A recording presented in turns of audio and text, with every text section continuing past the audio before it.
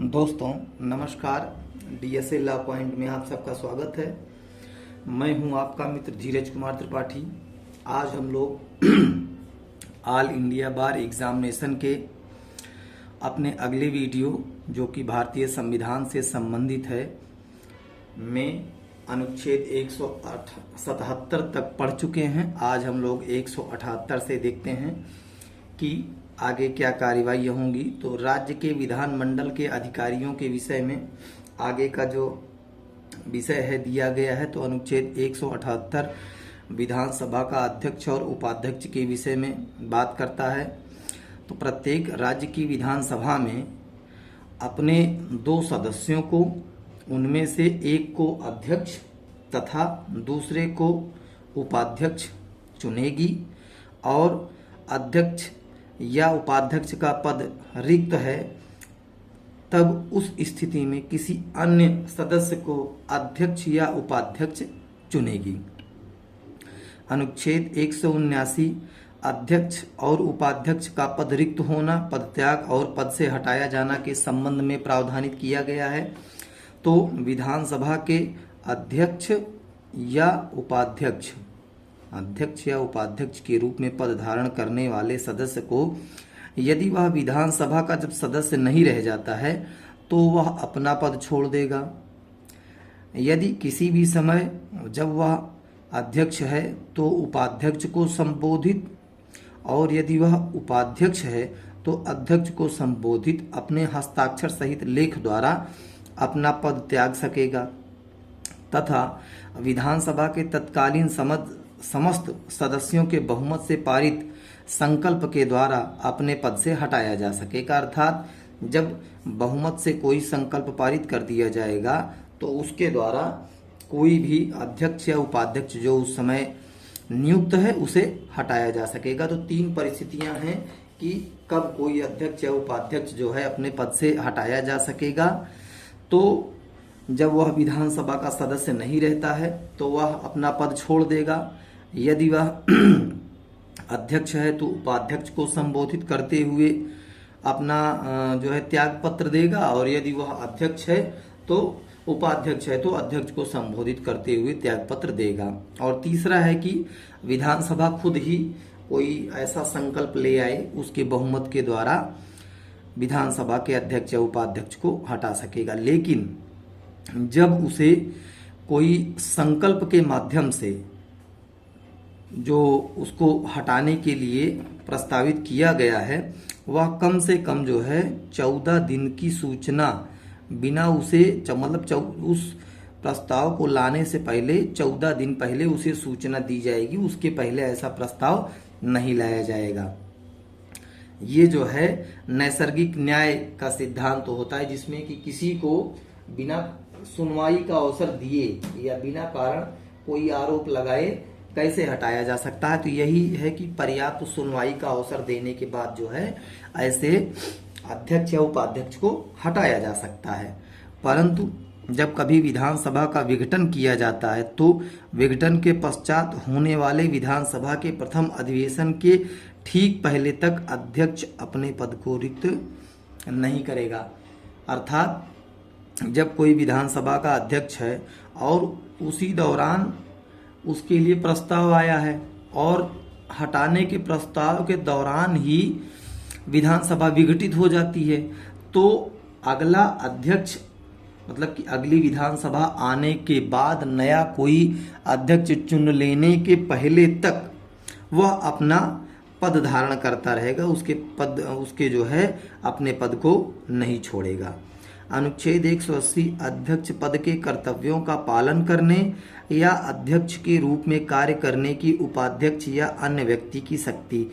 तो जब अध्यक्ष का पद रिक्त है तब उपाध्यक्ष, और यदि उपाध्यक्ष का पद भी रिक्त है तो विधानसभा का ऐसा सदस्य जिसको राज्यपाल नियुक्त करे उस पद के कर्तव्य का पालन करेगा। अर्थात सबसे पहला जब अध्यक्ष का पद रिक्त है तब उपाध्यक्ष उसके कर्तव्य का पालन करेगा, और यदि उपाध्यक्ष का पद भी रिक्त है तो विधानसभा का कोई ऐसा सदस्य जिसको राज्यपाल, विधानसभा नहीं जिसको राज्यपाल नियुक्त करे उस पद के कर्तव्यों का पालन करेगा। विधानसभा की किसी बैठक से अध्यक्ष की अनुपस्थित में उपाध्यक्ष या यदि वह भी अनुपस्थित है तो ऐसा व्यक्ति जो विधानसभा की प्रक्रिया के नियमों द्वारा अवधारित किया जाए, या यदि ऐसा कोई व्यक्ति उपस्थित नहीं है तो ऐसा अन्य व्यक्ति जो विधानसभा अवधारित करे अध्यक्ष के रूप में कार्य करेगा। अनुच्छेद 181 बताता है कि जब अध्यक्ष या उपाध्यक्ष को पद से हटाने का कोई संकल्प विचाराधीन है तब उसका पीठासीन न होना। जब कोई संकल्प उसके हटाने के लिए अनुच्छेद 180 में विचाराधीन है तो उस समय चाहे वह अध्यक्ष हो या उपाध्यक्ष, उस समय वह पीठासीन अधिकारी नहीं होंगे। तथा जब कोई संकल्प विधानसभा में विचाराधीन है तब उसको विधानसभा में बोलने और उसकी अन्य कार्यवाहियों में भाग लेने का अधिकार तो होगा, लेकिन उसमें जो है मत देने का उसे अधिकार नहीं होगा। ये मत देने का अधिकार उसे नहीं होगा। अनुच्छेद 182 विधान परिषद का सभापति और उपसभापति, तो इनसे जो है प्रश्न पूछे नहीं जाते हैं, लेकिन ये ऐसे ही हमें याद रखना है कि अनुच्छेद 182 में विधान परिषद का सभापति और उपसभापति दिया गया है। अनुच्छेद 183 में सभापति और उपसभापति का पद रिक्त होना पद त्याग और पद से हटाए जाने के विषय में बताता है। अनुच्छेद 184 सभापति के पद के कर्तव्यों का पालन करने या सभापति के रूप में कार्य करने की उपसभापति या अन्य व्यक्ति की शक्ति। अनुच्छेद 186 जब सभापति या उपसभापति को पद से हटाने का कोई संकल्प विचाराधीन है तब उसका पीठासीन न होना। तो ये जो विधानसभा के अध्यक्ष और उपाध्यक्ष की हमने बात की, उसी तरीके से इनका भी जो है हटाया जाना, पद त्याग और रिक्त होना, ये सब सारे विषय और कोई संकल्प इनको हटाने का विचाराधीन है तो उसके संबंध में इन सब की ही प्रक्रिया अपनाई जाती है। अनुच्छेद 186 कहता है कि अध्यक्ष और उपाध्यक्ष तथा सभापति और उपसभापति के वेतन और भत्ते की बात की गई है। तो वेतन और भत्ते तो इनके वही मिलेंगे जो कि दूसरी अनुसूची में दिए गए हैं, उसके अनुसार ही संदाय किया जाएगा। और अनुच्छेद 187 कहता है कि राज्य के विधानमंडल का सचिवालय, तो राज्य के विधानमंडल के सदन का या प्रत्येक सदन का पृथक सचिवीय कर्मचारी वृंद होगा, परंतु विधान परिषद वाले राज्य के विधानमंडल की दशा में किसी बात का यह अर्थ नहीं लगाया जाएगा कि ऐसे विधानमंडल के दोनों सदनों के लिए सम्मिलित पदों के सृजन को निवारित करती है। तो अर्थात मतलब इनका सबका एक सचिवालय होगा अलग अलग। अब राज्य विधानमंडल के कार्य संचालन की बात की गई है, तो इसके कार्य संचालन के विषय में अनुच्छेद 188 बताता है कि सदस्यों द्वारा शपथ या प्रतिज्ञान लिया जाना, अर्थात ओथ और एफर्मेशन बाय द मेंबर्स की बात करता है। अनुच्छेद 189 कहता है कि सदनों में मतदान, रिक्तियों के होते हुए भी सदनों की कार्य करने की शक्ति और गणपूर्ति, तो इनकी गणपूर्ति के विषय में दिया गया है। तो इनमें जो है जब तक राज्य का विधानमंडल विधि द्वारा अन्य या अन्यथा उपबंध न करे तब तक राज्य के विधानमंडल के किसी सदन का अधिवेशन गठित करने के लिए गणपूर्ति 10 सदस्य या सदन के सदस्यों की कुल संख्या का 10वां भाग इसमें से जो भी अधिक होगी, अर्थात किसी भी विधानसभा या विधानमंडल की बैठक के लिए कम से कम 10 सदस्य या फिर उसका 1/10 सदस्य अगर उपस्थित हैं तो उसकी कार्यवाही की जा सकेगी। अब सदस्यों की निर्भरताएं अनुच्छेद 190 में बताया गया है। तो स्थानों का रिक्त होना, अनुच्छेद 190 स्थानों का रिक्त होना, वैकेशन ऑफ सीट्स, तो कोई व्यक्ति राज्य के विधानमंडल के दोनों सदनों का सदस्य नहीं होगा और जो व्यक्ति दोनों सदनों का सदस्य चुन लिया जाता है उसके एक या दूसरे सदन के स्थान को रिक्त करने के लिए उस राज्य का विधानमंडल विधि द्वारा उपबंध कर सकेगा। कोई व्यक्ति जो पहली अनुसूची में विनिर्दिष्ट 2 या अधिक राज्यों के विधानमंडलों का सदस्य नहीं होगा, और यदि कोई व्यक्ति 2 या अधिक राज्यों के विधानमंडलों का सदस्य चुन लिया जाता है तो ऐसी अवधि की समाप्ति के पश्चात जो राष्ट्रपति द्वारा बनाए गए नियमों में निर्दिष्ट किए जाएं, ऐसे सभी राज्यों के विधानमंडलों में स्थान रिक्त हो जाएगा यदि उसने एक राज्य को छोड़कर अन्य राज्य के विधानमंडल में अपने स्थान पहले त्याग नहीं दिया है। जैसे कि देखें, इसका उदाहरण यह है कि जैसे राहुल गांधी केरल के वायनाड और उत्तर प्रदेश के अमेठी से संसद का चुनाव लड़े। अब उसमें जब वह जो भारत की संसद है उसमें किसी एक जगह में ही स्थान अपना बना पाएंगे, चाहे वह केरल के वायनाड से बनाए या फिर उत्तर प्रदेश के अमेठी से। इसलिए उन्हें एक जगह का त्यागपत्र देना ही पड़ेगा, उसके बाद जो है वे किसी भी मतलब स्थान पर बैठ सकेंगे। अनुच्छेद 191 सदस्यता के लिए निर्हरताएं, डिस्क्वालिफिकेशंस ऑफ मेंबरशिप के विषय में बताता है, तो जिसमें यह कहा गया है कि जब कोई भी व्यक्ति विधानसभा या विधान परिषद का सदस्य चुने जाने के लिए या फिर होने के लिए निर्हरित होगा, डिस्क्वालीफाई होगा, यदि वह भारत सरकार की पहली अनुसूची में या राज्य सरकार के अधीन ऐसे पद को छोड़कर जिसे वह धारण करने वाले का निर्हरित न होना राज्य के विधानमंडल ने विधि द्वारा घोषित किया है, कोई लाभ का पद धारण करता है। तो यदि कोई व्यक्ति लाभ का पद प्रॉफिट का कोई भी जो है उसने लाभ का पद धारण किया है, तब वह जो है उसका सदस्य नहीं हो सकता है। यदि वह विकृत चित्त है, अनसाउंड माइंड है, या फिर सक्षम न्यायालय की ऐसी घोषणा विद्यमान है कि भाई आप चुनाव नहीं लड़ सकते हैं, या फिर वो अनुन्मोचित दिवालिया हो गया है, अंडरचार्ज्ड इंसॉल्वेंट हो गया हो, यदि वह भारत का नागरिक ना हो और किसी विदेशी राज्य की नागरिकता स्वेच्छा से अर्जित कर ली हो, या फिर किसी विदेशी राज्य के प्रति निष्ठा या अनुशक्ति को अभिस्वीकार कर लिया हो, और यदि वह संसद द्वारा बनाई गई किसी विधि के द्वारा या उसके अधीन निर्हरित कर दिया जाता है, तो वह जो है उसकी सदस्यता ग्रहण नहीं कर सकता है। लेकिन स्पष्टीकरण दिया गया है कि कोई व्यक्ति केवल इस कारण भारत सरकार के या पहली अनुसूची में राज्य की सरकार के अधीन लाभ का पद धारण करने वाला नहीं समझा जाएगा कि वह संघ का या ऐसे राज्य का मंत्री है। मतलब कि यदि किसी दूसरे राज्य का मंत्री है और उसके बाद किसी अन्य राज्य की विधानसभा सीट में अगर चुनाव लड़ता है तो ऐसा नहीं समझा जाएगा कि वह लाभ का पद है। अनुच्छेद 192 सदस्यों की निर्भरताओं से संबंधित प्रश्न पर विनिश्चय, ये बहुत महत्वपूर्ण है कि यदि यह प्रश्न उठे कि किसी राज्य विधानमंडल का कोई सदन का अनुच्छेद 191 के खंड 1 के अधीन सदस्य निर्हरित ग्रस्त हो गया है, तो वह प्रश्न राज्यपाल के विनिश्चय के लिए निर्देशित किया जाएगा और उसका विनिश्चय अंतिम होगा। मतलब कि वो सदस्य रहेगा या नहीं उस पर विनिश्चय राज्यपाल लेगा जो अंतिम होगा। लेकिन ऐसे किसी प्रश्न पर विनिश्चय करने से पहले राज्यपाल निर्वाचन आयोग की राय लेगा और ऐसी राय के अनुसार ही कार्य करेगा। अर्थात राज्यपाल किसी भी सदस्य को निर्हरित डिस्क्वालीफाई डिसाइड करने से पहले इलेक्शन कमीशन ऑफ इंडिया की एडवाइस लेना मस्ट है और उसके अनुसार पर कार्य करना होगा।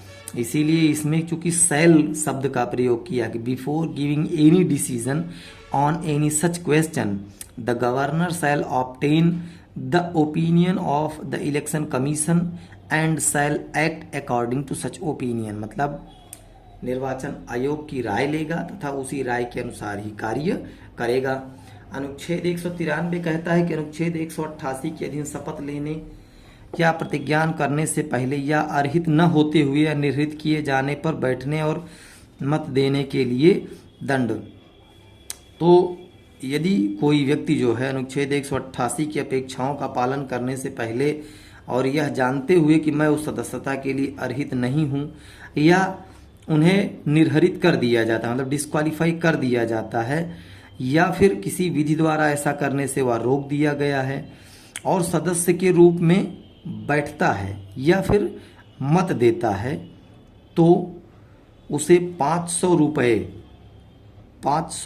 रुपये का दंड का भागी होगा और राज्य को देय के ऋण के रूप में वसूल किया जाएगा। अर्थात इसकी रिकवरी एज अ डेप्ट की तरीके उपयोग की जाएगी। अब अनुच्छेद 194 कहता है कि विधान मंडलों के सदनों की तथा उनके सदस्यों और समितियों की शक्तियों के विषय में बताता है। अनुच्छेद 195 सदस्यों के वेतन और भत्ते, तो इन्हें जो भी वेतन और भत्ते हैं वह जो है क्या बोलते हैं, ऐसी दरों और शर्तों पर दिया जाएगा जो विधानसभा ने प्रारंभ के पहले जो लागू हुई थी उसी के अनुसार इन्हें जो है दिया जाएगा। अब विधायी प्रक्रिया, तो अनुच्छेद 196 विधेयकों के पुनः स्थापन और पारित किए जाने के संबंध में उपबंध, provision as to introduction and passing of bills. तो इसका खंड 1 कहता है कि धन विधेयकों और अन्य वित्त विधेयकों के संबंध में अनुच्छेद 198 और अनुच्छेद 207 के उपबंधों के अधीन रहते हुए कोई विधेयक विधान परिषद वाले राज्य के विधान मंडल के किसी भी सदन में आरंभ हो सकेगा। और अनुच्छेद 197 और 98 के उपबंधों के अधीन रहते हुए कोई विधेयक विधान परिषद वाले राज्य के विधान मंडल के सदनों द्वारा तब तक पारित किया गया नहीं समझा जाएगा जब तक संशोधन के बिना या केवल ऐसे संशोधनों सहित जिन पर दोनों सदन सहमत हो गए हों उस पर दोनों सदन सहमत नहीं हो जाते हैं। किसी राज्य के विधानमंडल में लंबित विधेयक सदन या सदनों के सत्रावसान के कारण व्यपगत नहीं होगा। किसी राज्य के विधानमंडल में लंबित विधेयक उसके सदन या सदनों के सत्रावसान के कारण व्यपगत लैप्स नहीं होगा तथा किसी राज्य की विधान परिषद में लंबित विधेयक जिसको विधानसभा ने पारित नहीं किया है विधानसभा के विघटन के बाद व्यपगत नहीं होगा, लैप्स नहीं होगा। कोई विधेयक जो किसी विधानसभा में लंबित है या जो विधानसभा द्वारा पारित कर दिया गया और विधान परिषद में लंबित है तो विधानसभा के विघटन पर व्यपगत हो जाएगा। अर्थात जब विधानमंडल में कोई लंबित विधेयक है और सत्रावसान हो गया तो वो व्यपगत नहीं होगा। यदि राज्य विधानसभा में विधान परिषद में लंबित है और विधानसभा ने पारित नहीं किया है तो भी वह व्यपगत नहीं होगा। लेकिन यदि कोई विधेयक विधानसभा में लंबित है और विधानसभा द्वारा पारित किया गया है और विधान परिषद में लंबित है तब विधानसभा यदि विघटित हो जाती है तो फिर ऐसा विधेयक लैप्स हो जाएगा, विघटित हो जाए, व्यपगत हो जाएगा। अनुच्छेद 197 धन विधेयकों से भिन्न विधेयकों के बारे में विधान परिषद की शक्तियां, इसमें दिया गया है restrictions on powers of legislative council as bills other than money bills. यदि वह कोई विधेयक धन विधेयक नहीं है तो उसके अन्य कोई विधेयक है तो उसके विषय में विधान परिषद की क्या शक्तियां हैं। तो इसकी शक्तियां सबसे पहले यह है कि विधान परिषद द्वारा विधेयक को अस्वीकार कर दिया जाता है या फिर विधान परिषद के समक्ष विधेयक रखे जाने की तारीख से उसके द्वारा विधेयक पारित किए बिना 3 मास से अधिक का समय बीत गया हो या फिर विधान परिषद द्वारा विधेयक ऐसे संशोधनों सहित पारित किया जाता है जिनसे विधानसभा सहमत नहीं होती है तो विधानसभा विधेयक को अपनी प्रक्रिया का विनियमन करने वाले नियमों के अधीन रहते हुए उसी या किसी पश्चातवर्ती सत्र में ऐसे संशोधनों सहित या उसके बिना यदि कोई हो जो विधान परिषद ने किए हैं, सुझाए हैं या जिनसे विधान परिषद सहमत है पुनः पारित कर सकेगी और तब इस प्रकार पारित विधेयक को विधान परिषद को पारित कर सकेगी।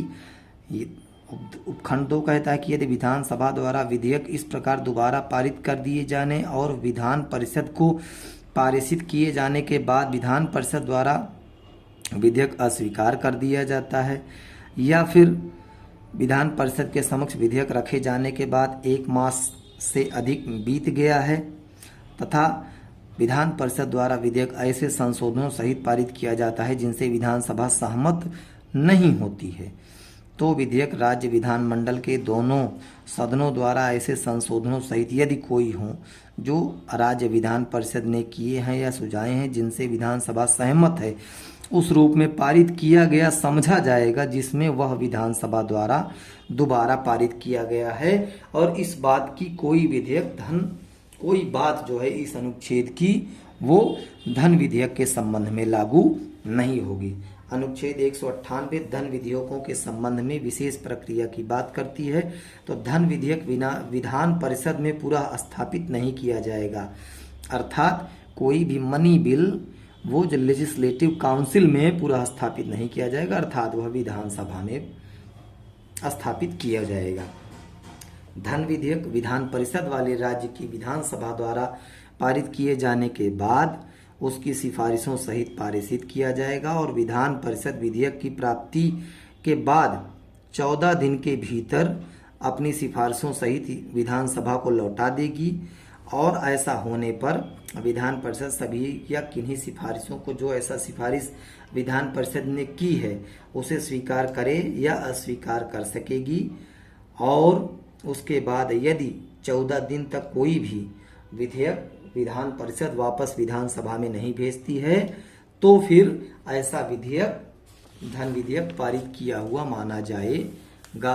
अनुच्छेद 199 में धन विधेयक की परिभाषा दी गई है और अनुच्छेद 200 विधेयकों पर अनुमति, एसेंट टू मनी बिल्स, कोई भी विधेयक जो भी राज्यसभा में पेश किया जाता है तो अनुच्छेद 200 के तहत जो है विधेयकों पर अनुमति के संबंध में प्रावधान किया गया था। जब कोई विधेयक राज्य की विधानसभा द्वारा या विधान परिषद वाले राज्य में विधानमंडल के दोनों सदनों द्वारा पारित कर दिया गया है तब वह राज्यपाल के समक्ष प्रस्तुत किया जाएगा और राज्यपाल घोषित करेगा कि वह विधेयक पर अनुमति देता है या अनुमति रोक लेता है अथवा वह विधेयक को राष्ट्रपति के विचार के लिए आरक्षित रख सकता है। मतलब उस पर अनुमति दे देगा या अनुमति रोक लेगा अथवा उसे राष्ट्रपति के विचार के लिए आरक्षित कर सकेगा। अनुच्छेद 201 विचार के लिए आरक्षित विधेयक, तो जब कोई विधेयक राज्यपाल द्वारा राष्ट्रपति के विचार के लिए आरक्षित रख लिया जाता है तब राष्ट्रपति घोषित करेगा कि वह विधेयक पर अनुमति देता है या अनुमति रोक लेता है। परंतु जहां विधेयक धन विधेयक नहीं है वहां राष्ट्रपति राज्यपाल को यह निर्देश दे सकेगा कि वह विधेयक को यथास्थित राज्य के विधानमंडल के सदन या सदनों का ऐसे संदेश के साथ जो अनुच्छेद 200 के पहले परंतु में वर्णित है लौटा दे। और जब कोई विधेयक इस प्रकार लौटा दिया जाता है तब ऐसा संदेश मिलने की तारीख से 6 माह की अवधि के भीतर सदन या सदनों द्वारा उस पर तदनुसार पुनर्विचार किया जाएगा। और यदि वह सदन या सदनों द्वारा संशोधन सहित या उसके बिना फिर से पारित कर दिया जाता है तो उसे राष्ट्रपति के समक्ष उसके विचार के लिए प्रस्तुत किया जाएगा। आगे है वित्तीय विषयों के संबंध में प्रक्रिया। अनुच्छेद 202 वार्षिक वित्तीय विवरण, एनुअल फाइनेंशियल स्टेटमेंट के विषय में बात करती है। अनुच्छेद 203 विधानमंडल में प्राक्कलनों के संबंध में बात करती है। अनुच्छेद 204 विनियोग विधेयक, एप्रोप्रिएशन ऑफ बिल्स की बात करती है। अनुच्छेद 205 अनुपूरक अतिरिक्त या अधिक अनुदान, सप्लीमेंट्री, एडिशनल और एक्सेस ग्रांट लिए जाने के विषय में बताता है। अनुच्छेद 206 votes on count, votes of credit and exceptional grants के विषय में बताता है। लेखानुदान, प्रत्ययानुदान और अपवादानुदान के विषय में बात करता है। अनुच्छेद 207 वित्त विधेयकों के बारे में विशेष उपबंध के विषय में बात करता है।